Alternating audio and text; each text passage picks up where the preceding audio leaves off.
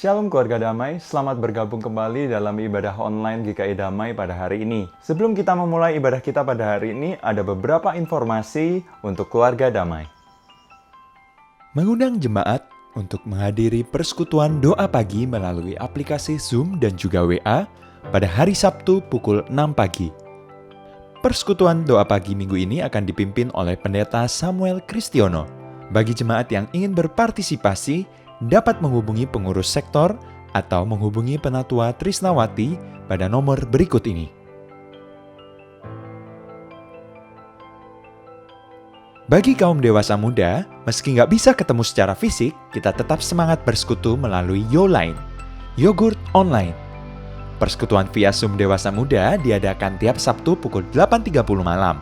Bagi teman-teman dewasa muda yang mau bergabung, bisa menghubungi Penatua Dian Stefanita pada nomor berikut ini.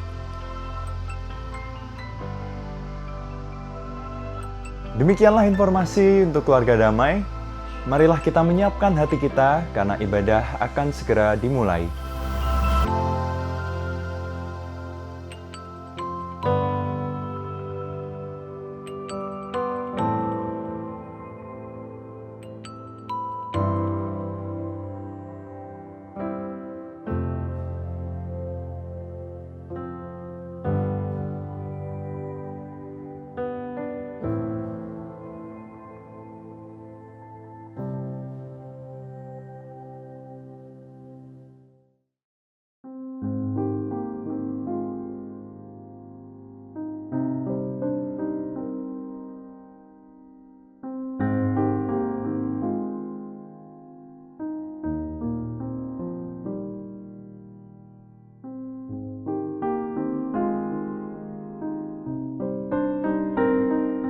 Shalom jemaat yang terkasih, hari ini kita akan beribadah untuk mengenang 40 hari setelah kebangkitan Yesus, di mana pada hari itu Yesus naik ke sorga.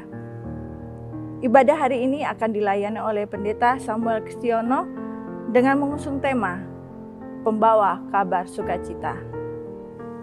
Mari kita siapkan hati kita untuk mengikuti ibadah. Dengan hati yang riang kita puji nama Tuhan yang esa. Kita menyanyikan KJ 1 dan 4. Kami puji dengan riang.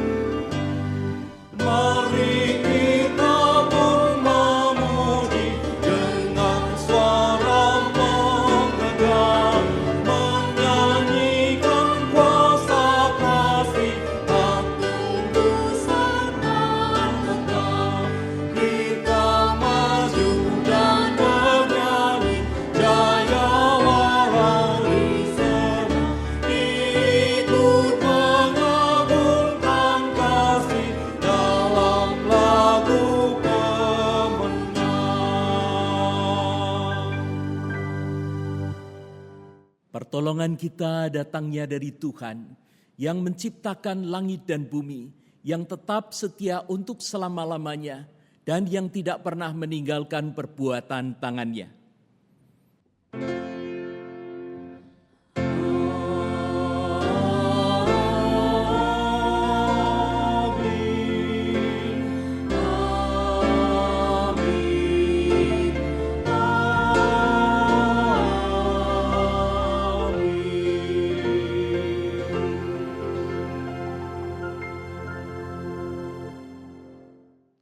Kasih karunia dan damai sejahtera dari Allah Bapa, kasih Tuhan Yesus Kristus menyertai saudara sekalian. Dan menyertai saudara juga.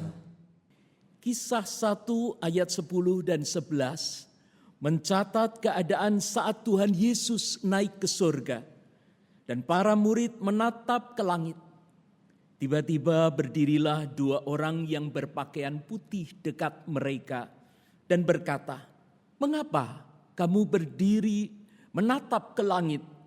Yesus ini yang terangkat ke surga meninggalkan kamu akan datang kembali dengan cara yang sama seperti ketika kamu melihat Dia naik ke surga." Kenaikan Tuhan Yesus ke surga bukan sekedar peristiwa untuk dikenang, tapi titik balik pemulihan. Kita memiliki tugas penting untuk menyampaikan berita sukacita kepada sesama. Kiranya Kristus dinobatkan sebagai Raja Penebus melalui hidup kita.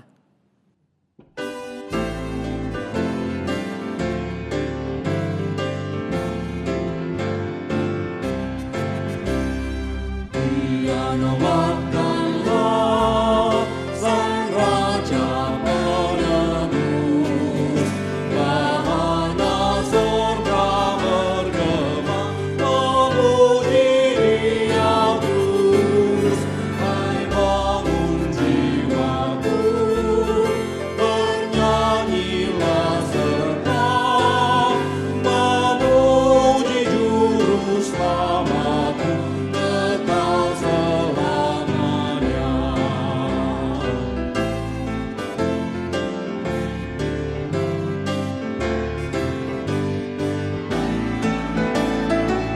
Dia nobatkanlah Sang Raja hidupku, Sang maut dikalahkannya demi selamatku. Muliakan namanya yang mati dan menang, memberikan hidup yang kekal, menghalau maut kejam.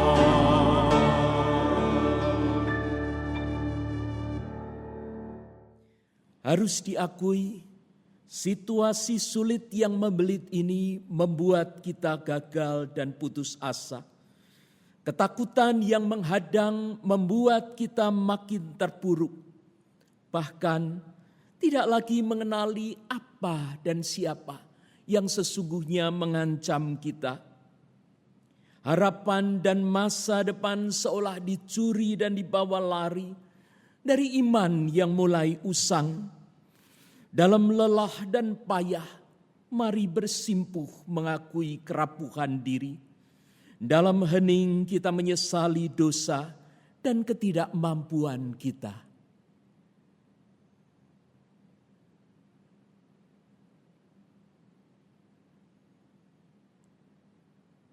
Ya Allah, dengan tertatih kami merintih. Hati kami tertindih oleh dosa dan rekayasa. Makin menghindar, kami makin terpapar. Dosa ini teramat merah, tak mampu kami menyuci diri. Dengan pasrah kami berserah, mohon ampun Sang Pengampun. Tebuslah kami ya Kristus, hanya salib yang membuat kami pulih. Amin.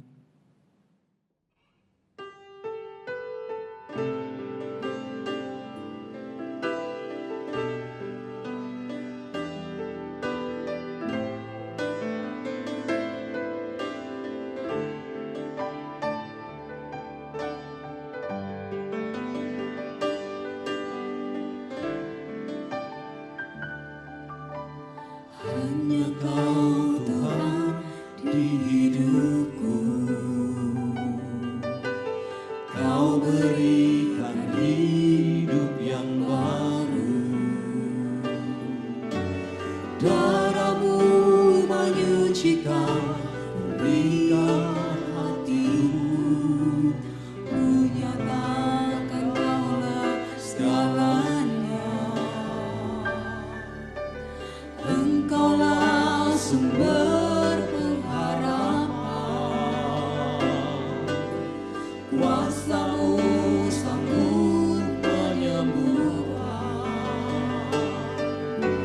jiwaku pun berserah hanya kepadamu.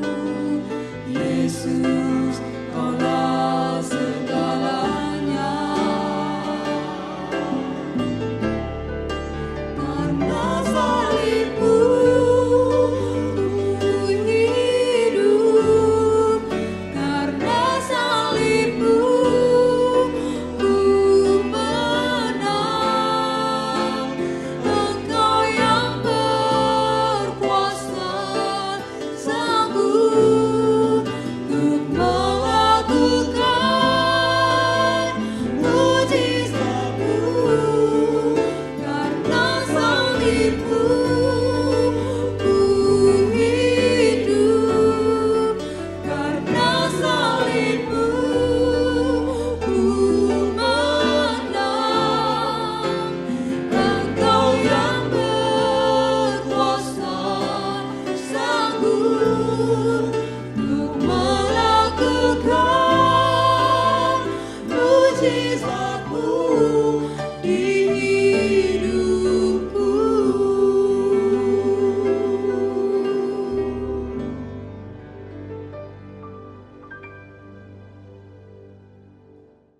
Mari kita bersama menyerahkan diri kita supaya Roh Kudus dapat menolong kita mengumuli kebenaran firman Tuhan.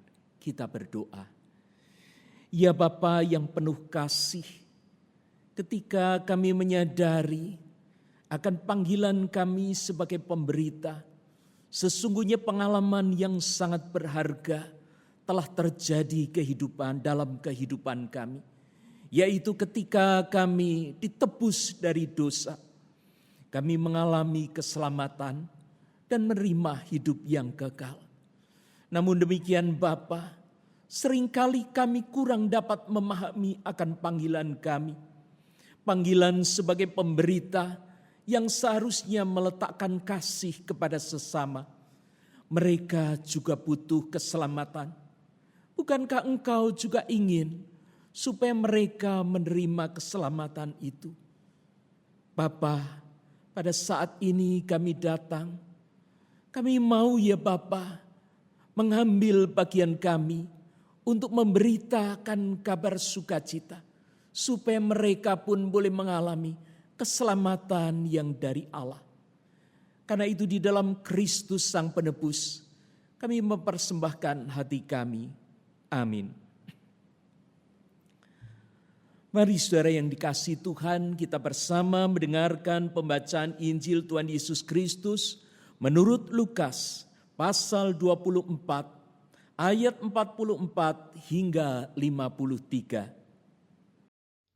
Ia berkata kepada mereka, Inilah perkataanku yang telah kukatakan kepadamu ketika aku masih bersama-sama dengan kamu, yakni bahwa harus digenapi semua yang ada tertulis tentang aku dalam kitab Taurat Musa dan kitab Nabi-Nabi dan kitab Mazmur. lalu ia membuka pikiran mereka, sehingga mereka mengerti kitab suci. Katanya kepada mereka, Ada tertulis demikian, Mesias harus menderita dan bangkit dari antara orang mati pada hari yang ketiga. Dan lagi, dalam namanya berita tentang pertobatan dan pengampunan dosa harus disampaikan kepada segala bangsa, mulai dari Yerusalem. Kamu adalah saksi dari semuanya ini, dan aku akan mengirim kepadamu apa yang dijanjikan Bapa-Ku. Tetapi kamu harus tinggal di dalam kota ini, sampai kamu diperlengkapi dengan kekuasaan dari tempat tinggi. lalu Yesus membawa mereka keluar kota sampai dekat Betania. Di situ ia mengangkat tangannya dan memberkati mereka. Dan ketika ia sedang memberkati mereka, ia berpisah dari mereka dan terangkat ke surga. Mereka sujud menyembah kepadanya, lalu mereka pulang ke Yerusalem dengan sangat bersukacita. Mereka senantiasa berada di dalam bait Allah dan memuliakan Allah. Demikianlah Injil Yesus Kristus. Yang berbahagia adalah kita yang mendengarkan firman Tuhan, menyimpannya dalam hati, dan melakukannya dalam kehidupan. Haleluya.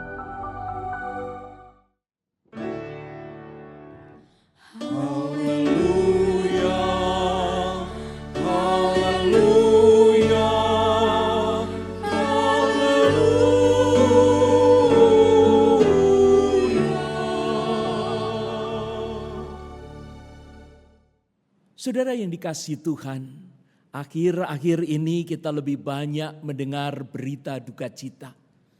Situasi yang makin sulit, meningkatnya kriminalitas, hingga kepergian orang-orang yang kita cintai. Makin hari berita sukacita makin sedikit. Kalaupun ada, kadang justru hoaks atau penipuan.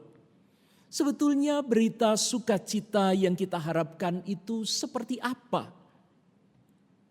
Yang pasti tentu saja kita mengharapkan berita sukacita yang berkaitan dengan kita.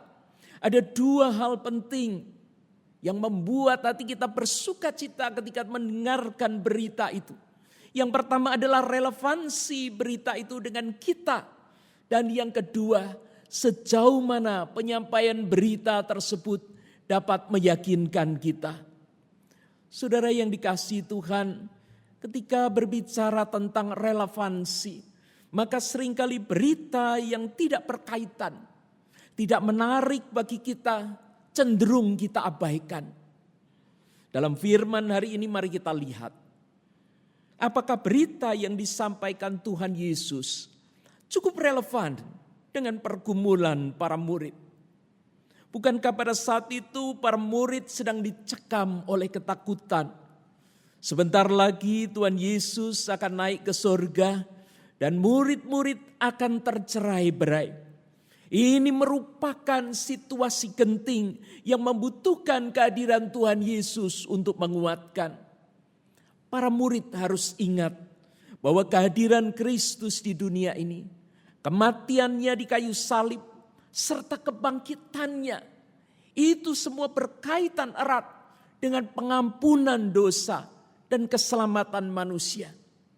Di dalam ayat yang ke-47, bacaan kita hari ini, kita dengan jelas menangkap hal ini.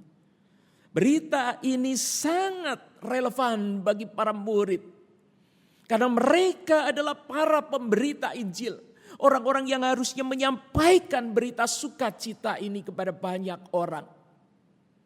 Karena jika manusia tidak dapat memahami hubungan antara peristiwa kematian Kristus dengan pengampunan dosa, maka manusia akan mengabaikan semua yang telah Kristus lakukan bagi kita. Kebinasan itu akan terjadi. Dan manusia tetap tidak mengerti bahwa Allah telah melakukan semua ini bagi dirinya. Saudara yang dikasihi Tuhan, hal yang kedua dari berita sukacita yang kita harapkan adalah sejauh mana penyampaian berita itu bisa meyakinkan kita. Dalam bagian firman tadi, sang pemberita itu adalah juru selamat sendiri. Dia yang akan menebus dosa manusia. Dia yang akan menebus saudara dan saya. Tidak adanya kemungkinan memperoleh keselamatan di luar Kristus, di luar penebusan itu, meletakkan berita ini sebagai satu-satunya pilihan yang mendesak dan tidak mungkin terulang. Menerima keselamatan itu sekarang atau tidak sama sekali. Persoalan terbesarnya di sini ada pada keyakinan sang pemberita itu akan keselamatan yang diberikan kepadanya. Kalau Kristus sebagai pelaku, tentu dia sangat yakin. Tetapi bagaimana jika kita yang disuruh memberitakan Injil itu? Apakah saudara juga yakin dengan berita itu? Apakah saudara yakin bahwa saudara pasti akan diselamatkan? Apakah saudara sudah mengalami penyelamatan itu dan saudara bisa menyampaikan berita keselamatan ini kepada orang lain? Saudara, kita tidak akan bisa menyampaikan berita keselamatan ini jika kita sendiri belum pernah mengalaminya. Apalagi kita tidak yakin bahwa keselamatan itu bisa terjadi dengan kita. Saudara yang dikasihi Tuhan, apa yang sesungguhnya membuat rangkaian peristiwa kenaikan Tuhan Yesus ini menjadi sebuah berita sukacita? Mari kita melihat beberapa hal berikut. Yang pertama, dengan jelas Yesus membuka pikiran mereka.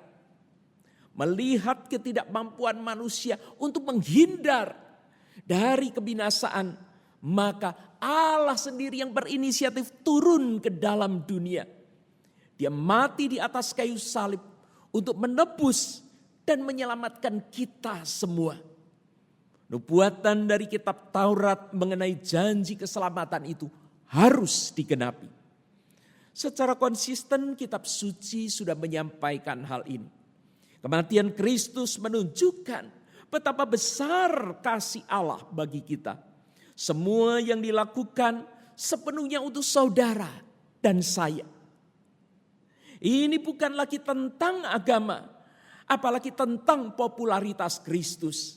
Ini tentang keselamatan kita karena Dia tidak ingin kita binasa. Namun berita ini tidak mudah untuk dipahami atau diterima oleh para murid.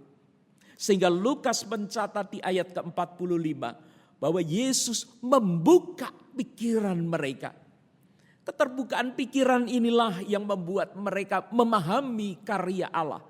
Karya keselamatan Allah melalui kematian dan kebangkitan Kristus. Dengan keyakinan inilah para murid berani menyampaikan berita keselamatan itu kepada banyak orang di kemudian hari. Apakah saudara peduli akan keselamatan orang-orang yang saudara kasih? Orang-orang yang setiap hari hidup bersama dengan saudara. Mereka menolong saudara, bahkan mereka bersedia berkorban bagi saudara. Saudara harus menyampaikan berita penting ini bagi mereka. Mereka harus tahu bahwa Yesus mati untuk keselamatan mereka. Allah hanya ingin saudara menyampaikan ini kepada mereka. Apakah ini berlebihan? Apakah saudara tega membiarkan mereka mati tanpa kepastian keselamatan? Betapa penting memohon kepada Allah untuk membuka pikiran kita supaya kita bisa mengerti bagaimana menyampaikan berita keselamatan ini dengan tepat. Kasih dan kepedulian saudara merupakan bukti bahwa Allah membuka pikiran saudara untuk mengambil bagian peran saudara bagi mereka. Bagian yang lain adalah ketika Allah membuka pikiran kita untuk memahami hal-hal yang terjadi di sekitar kita. Sebagai contoh bagaimana seharusnya menyikapi pandemi COVID-19. Thomas Bueyo memberikan ilustrasi bagus tentang the hammer and the dance. Dalam menghadapi situasi ini, di sana dikatakan the hammer yaitu pemukul. Artinya tindakan keras pemerintah. Pemerintah melakukan satu tindakan seolah itu memukul sehingga kurva yang tadinya terus menanjak itu kemudian menjadi pipih, gepeng. Kalau kita lihat ini misalnya melalui physical distancing, lockdown, atau PSBB. Dengan sebuah keyakinan bahwa suatu saat nanti kondisi ini akan berakhir. Kemudian kita melihat periode yang kedua. Karena kemudian kita akan masuk pada periode the dance atau menari. Artinya meskipun lockdown atau PSBB ini sudah dibuka, tetapi kita tetap harus waspada. Waspada terhadap ancaman virus yang terjadi di sekitar kita. Dan seperti menari, kita menghindar mundur dan melangkah maju. Sampai vaksin itu ditemukan dan keadaan kembali normal. Yang kedua saudara, Yesus memberikan ketenangan dan damai sejahtera. Kematian Kristus menimbulkan krisis pada diri para murid itu. Guru yang dianggap Mesias yang bisa menyelamatkan mereka, membawa masa depan mereka menjadi lebih baik, itu ternyata mati. Keadaan semakin memburuk dan tidak jelas. Belum lagi ketakutan yang mengancam mereka sebagai pengikut Kristus, membuat mereka bisa ditangkap kapan saja. Dan kepanikan itu tidak dapat diperkirakan kapan akan berakhir. Situasi ini seolah mirip dengan COVID-19 yang tiba-tiba muncul mengagetkan kita. Sampai-sampai teman kita mengatakan, "Ma bedundu, ma pedungul." Saudara, tiba-tiba datang dan kita tidak pernah tahu kapan virus ini akan pergi. Para murid membutuhkan ketenangan yang nyata, bukan PHP, pemberi harapan palsu. Karena itu penampakan Tuhan Yesus kepada semua murid sangat mendesak. Penampakan Tuhan Yesus itu tidak bisa ditunda lagi. Karena sebentar lagi waktu itu akan habis. Yesus sungguh bangkit. Dia tidak mati lagi. Dan janji untuk mengirimkan Roh Kudus yang dicatat di dalam ayat 49. Ini merupakan penghiburan yang sangat kuat. Ini menunjukkan bahwa Allah tetap hadir dan menyertai mereka. Saudara, dalam situasi seperti sekarang ini, kepanikan melanda semua orang. Mulai kepanikan kehabisan persediaan makanan, kriminalitas yang terus meningkat, kehilangan pekerjaan, atau kebangkrutan usaha. Dan jika kita menganggap yang mengalami persoalan-persoalan ini, himpitan ini, hanya rakyat kecil, kita salah besar. Karena pemimpin negara besar pun khawatir. Jangan-jangan virus ini adalah produk lawan untuk menghancurkan kekuatan mereka. Belum lagi upaya defensif untuk mengantisipasi kemunculan mata uang Libra yang akhirnya membuat Cina menyiapkan DCEP, Digital Currency Electronic Payment. Semua panik. Namun ketakutan terpopuler saat ini tetap satu, yaitu ketika manusia harus mati mendadak dalam keterasingan akibat COVID-19. Saudara yang dikasihi Tuhan, tindakan Tuhan Yesus membawa mereka keluar kota sampai dekat Betania.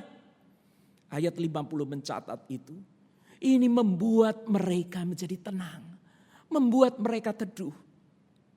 Kadang Allah memberi jeda atau saat hening untuk menurunkan ketegangan dan meneduhkan kita dari badai yang membuat panik. Keteduhan semacam ini kadang jauh lebih efektif daripada penjelasan rumit yang membingungkan. Dalam kepanikan ini kita berhutang kepada banyak orang. Kepada pasangan sebagai orang terdekat kita yang memberi sentuhan dengan kata-kata sejuk. Kita harus berterima kasih atas doa polos dari anak atau cucu kita yang mengajar kita untuk pasrah. Kepada seorang yang mengirim bantuan tepat waktu di titik terendah kita. Kepada dokter atau perawat yang melayani kita dengan penuh kasih. Memberikan pengharapan. Sehingga imunitas kita meningkat cepat bahkan mengungguli reaksi obat. Kita berhutang kepada mereka semua. Bukankah sesungguhnya mereka telah menjadi pembawa berita sukacita bagi saudara dan saya? Lalu bagaimana kita membalasnya? Saudara, lakukan juga kepada mereka. Bahkan kepada orang lain yang sangat membutuhkan. Ada banyak orang yang membutuhkan berita sukacita. Dan Tuhan memberitahukan itu kepada saudara. Kapan waktu yang tepat? Di mana orang-orang seperti itu? Apakah kehadiran kita bisa meneduhkan mereka? Atau justru makin meningkatkan kepanikan mereka? Saudara, Allah mengutus kita untuk memberikan damai sejahtera bagi mereka. Hal yang ketiga, saudara, Yesus memberi semangat dan harapan baru. Sebuah berita sukacita selalu menimbulkan semangat dan harapan yang baru. Ayat 52 menunjukkan reaksi para murid setelah Tuhan Yesus naik ke surga. Yaitu mereka pulang ke Yerusalem. Mereka pulang dengan sangat bersukacita. Hati mereka meluap dengan sukacita. Ada gairah baru yang membuat mereka tidak lagi larut di dalam kesedihan. Tuhan Yesus memang tidak dapat mereka lihat lagi secara fisik. Namun Roh Kudus menyertai mereka. Roh Kudus dijanjikan dan akan menolong mereka. Mereka disadarkan akan peran penting untuk memberitakan keselamatan bagi semua orang. Situasi seperti sekarang ini menimbulkan dampak psikologis yang buruk. Misalnya kondisi ekonomi yang tidak stabil, mudah marah, bahkan sampai tidak terkendali. Bisa juga membuat seorang itu menjadi frustrasi dan apatis, takut bertindak hingga menimbulkan keadaan lesu dan kontraproduktif. Berita sukacita ini diperlukan untuk memulihkan semangat dan membuat orang tetap produktif.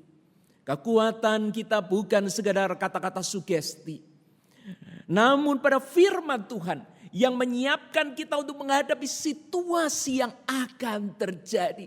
Allah tahu itu apa yang ada di depan kita dan Allah menyiapkan kita dengan firman-Nya. Tuhan juga mengirim orang-orang untuk mengapresiasi peran kita. Mereka menghibur dan menguatkan kita untuk menunjukkan bahwa hidup kita ini masih punya arti. Allah membuka jalan bagi masa depan pekerjaan atau usaha kita. Ada pengharapan baru bagi studi anak-anak. Ada titik terang bagi kesembuhan penyakit yang kita derita. Ada pengharapan-pengharapan lainnya. Hidup ini kembali bersinar cerah. Saudara yang dikasihi Tuhan, betapa pentingnya kekuatan ini bagi kita sekalian. Karena Allah membuka jalan bagi masa depan kita semua. Allah memberikan sesuatu yang baru. Allah memperbaiki. Hal yang terakhir, Yesus menganugerahkan kepada kita keberanian. Pada waktu Tuhan Yesus disalib, para murid tidak lagi berani menampakkan diri. Mereka hilang entah kemana. Dan kalau kita memperhatikan pada saat Tuhan Yesus menampakkan diri kepada Thomas dan para murid itu, maka kita melihat catatan bahwa semua pintu terkunci. Ketika semuanya ini terjadi, murid-murid itu sebetulnya membutuhkan kehadiran Kristus. Kalau kita perhatikan dalam peristiwa kenaikan Tuhan Yesus, maka di ayat 53 Lukas mencatat bahwa mereka senantiasa berada di dalam bait Allah. Mereka tidak lagi bersembunyi di dalam satu ruangan yang rapat terkunci. Tetapi mereka pergi ke bait Allah. Dan di sana dikatakan mereka memuliakan Allah. Ini menunjukkan bahwa mereka berani muncul di depan umum untuk memuliakan Allah. Apapun kesulitan saudara, bahkan kejatuhan dan kegagalan saudara, Allah ingin supaya saudara bangkit. Allah memberi saudara keberanian. Karena Dia telah memperbaiki masa depan saudara. Iblis selalu menjerat segala kegagalan masa lalu. Dia pakai untuk membuat kita tidak lagi bangkit. Dia berusaha meyakinkan saudara bahwa saudara tidak akan pernah berhasil. Bahwa saudara pasti akan jatuh dan gagal. Tetapi saudara lihat, tangan Allah merengkuh saudara. Dia mengangkat saudara untuk bisa berdiri kembali. Karena Dia yang membuat saudara bangkit. Dia tahu kemana saudara akan pergi. Apa yang akan terjadi kepada saudara. Dia berdaulat atas hidup saudara. Saudara adalah pembawa berita sukacita. Dan Allah akan memakai saudara untuk menyelamatkan sesama. Mari kita belajar memasrahkan diri agar Allah bisa segera memulihkan kita semua. Saat hening bagi kita.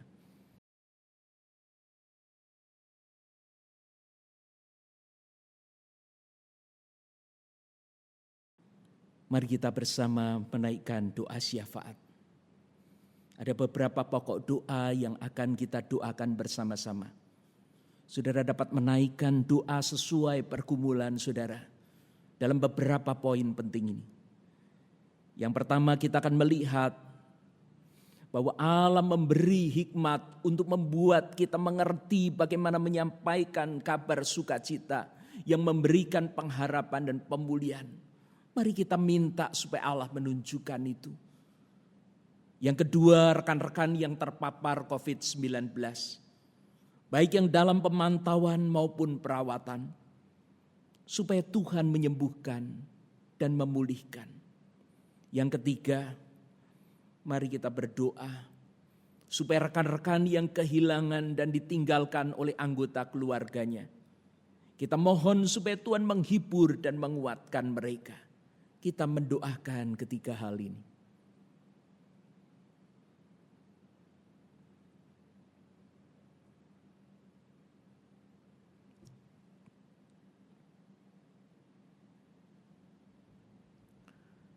Berikutnya kita akan mendoakan bagi para dokter dan pelayan kesehatan. Kita mohon supaya Tuhan memberi hikmat dan kesehatan kepada mereka, serta memampukan mereka untuk melayani dengan kekuatan, dedikasi, dan kasih sayang. Kita berdoa untuk ilmuwan dan praktisi medis, agar penelitian vaksin ini bisa berhasil, supaya Allah memberkati, supaya vaksin ini bisa segera digunakan. Bahkan kita mendoakan supaya penggunaan alat tes lebih mudah namun tetap akurat. Dan kita mau berdoa untuk seluruh instansi dan jajaran pemerintahan, supaya dapat bersinergi dalam upaya penerapan kebijaksanaan, serta upaya pencegahan penanganan pandemi COVID-19. Mari kita mendoakan hal ini.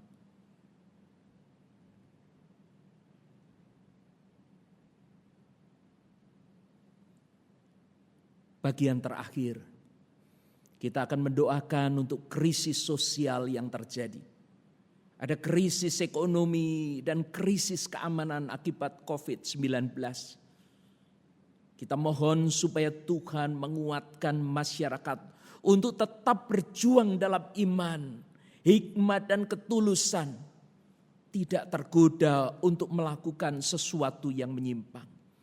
Kita juga berdoa untuk gereja Tuhan, supaya lebih peka dan antisipatif dalam upaya merawat kehidupan, bersikap proaktif dan produktif untuk berkarya bersama Allah.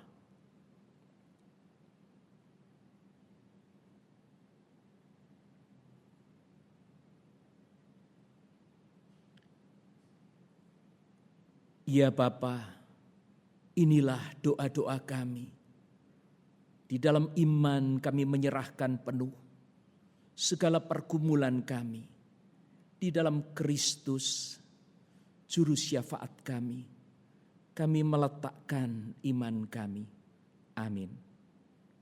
Jemaat kami undang untuk bangkit berdiri. Dengan mengingat akan baptisan kudus kita, marilah kita mengikirkan pengakuan iman kita, yaitu pengakuan iman rasuli yang demikian. Aku percaya kepada Allah, Bapa yang Maha Kuasa, Khalik langit dan bumi, dan kepada Yesus Kristus, anaknya yang tunggal Tuhan kita, yang dikandung daripada Roh Kudus, lahir dari anak darah Maria, yang menderita sengsara di bawah pemerintahan Pontius Pilatus, disalibkan, mati dan dikuburkan, turun dalam kerajaan maut. Pada hari yang ketiga bangkit pula dari orang mati, naik ke surga, duduk di sebelah kanan Allah, Bapa yang Maha Kuasa. Dan dari sana ia akan datang untuk menghakimi orang yang hidup dan yang mati. Aku percaya kepada Roh Kudus, gereja yang kudus dan persekutuan orang kudus, pengampunan dosa, kebangkitan orang mati, dan hidup yang kekal. Amin. Jemaat kami persilakan duduk kembali. Marilah kita memberikan persembahan kita berdasarkan 1 Tesalonika 5 ayat 18 yang berbunyi demikian. Mengucap syukurlah dalam segala hal, sebab itulah yang dikehendaki Allah di dalam Kristus Yesus bagi kamu. Mari kita berikan persembahan kita sambil menaikkan pujian KJ 302, 1 dan 3, Ku beri persembahan.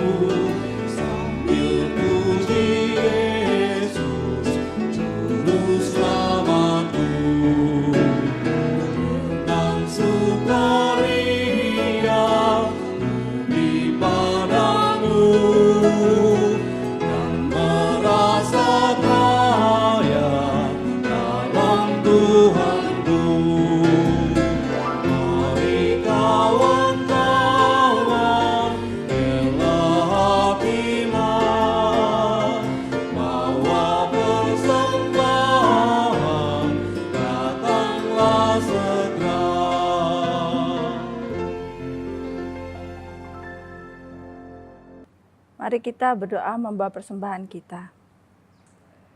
Terima kasih Bapa Surgawi atas segala berkat dan rahmat-Mu kepada kami. Kami boleh hidup hari ini, semua hanya karena-Mu. Biar dalam setiap saat kami boleh senantiasa mensyukuri bahwa kami memiliki Tuhan yang luar biasa seperti diri-Mu.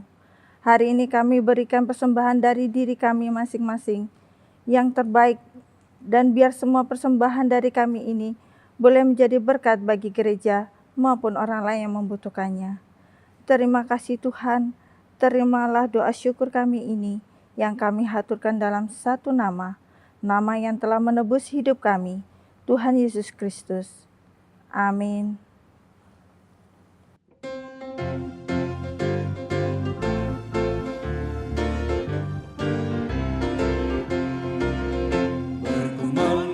Suara dari seberang, kirimlah cahayamu. Banyak jiwa dalam dosa menerang, kirimlah cahayamu. Kirimlah pelita Injil menyentang yang terbelah. Kirimlah pelita Injil menyentang yang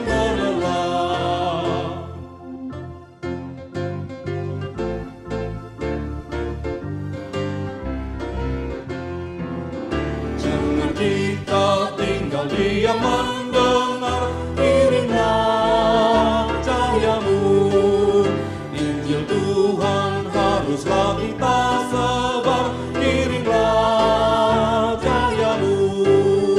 Kirimlah pelita Injil menyentang yang terlelah. Kirimlah pelita Injil menyentang yang terlelah.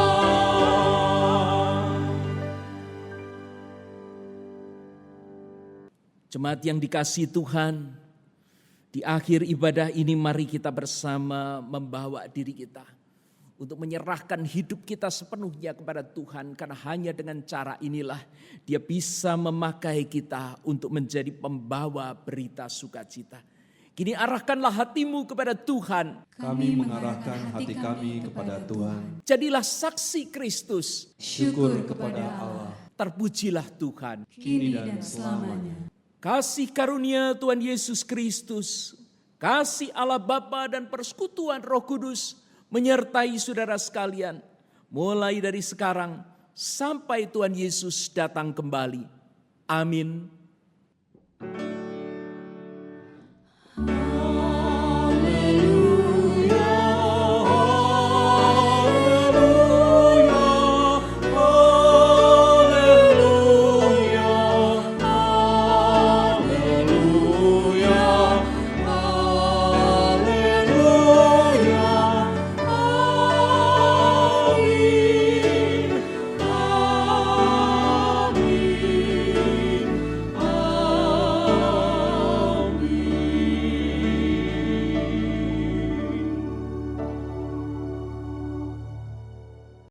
Shalom. Tanpa terasa ibadah telah usai. Mari keluarga damai, bila keluarga damai terberkati dengan pelayanan kebaktian barusan, mari bagikan pengalaman Anda dalam media sosial GKI Damai berikut ini. Kami juga mengundang Anda yang baru saja pertama kali bergabung dengan kami dalam ibadah online pada hari ini. Mari sapa kami dalam media sosial kami, karena kami sangat ingin mengenal Anda lebih jauh. GKI Damai juga membuka layanan dukungan doa untuk keluarga damai yang bisa keluarga damai akses melalui link berikut ini. Nah, keluarga damai, di dalam masa-masa yang sulit ini, marilah kita tetap percaya bahwa Tuhan akan menguatkan setiap kita dan Tuhan akan memberikan hal yang terbaik bagi setiap kita. Oleh karena itu, keluarga damai, marilah kita tetap berakar, terus bertumbuh, dan berbuah bersama di dalam Kristus. Sampai jumpa.